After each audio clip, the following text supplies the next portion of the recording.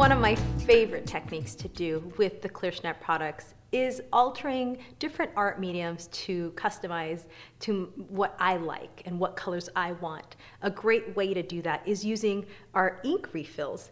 Whether you use the pigment, the archival dye-based, or you can use the crafters chalk, all of these refills offer really rich, highly pigmented content that you can take to your art mediums and customize them to any color you want.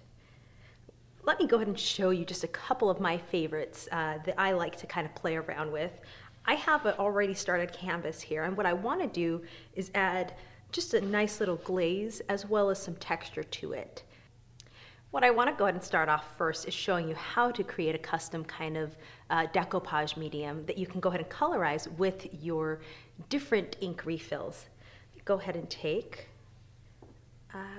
like this color. This is a nice pretty purple.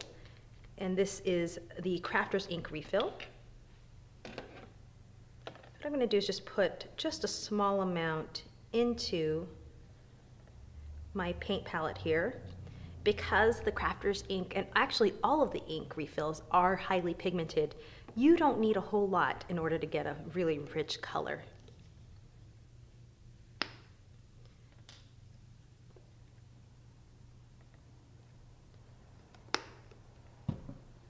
And I'm just going to take my paintbrush and just really mix it up nicely.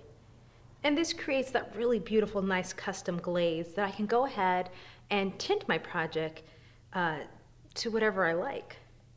You can also use this, since it is a decoupage medium, you can use it to decoupage and to go ahead and either collage or to lay down the first layer of your project as well.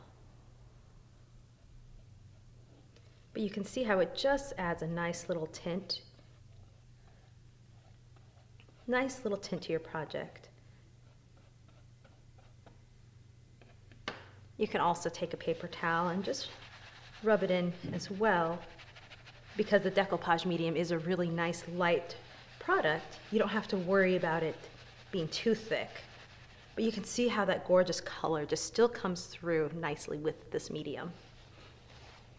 Now, I mentioned adding texture to your project. I love depth. I love different textures when it comes to creating either mixed media projects, art journaling, anything that I can use a modeling paste with is definitely for me.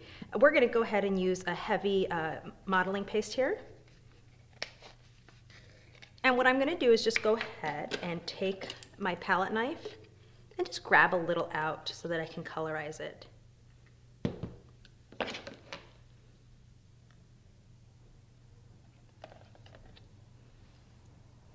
I'm going to go ahead and grab, this is the pigment. And with the pigment, what you'll find is there's a little bit more opacity. I like using the pigments with some of the mediums that are not quite as translucent, that you can't really see through. So those that have a little bit of depth to them, this just makes it really nice to be able to give it that nice solid color.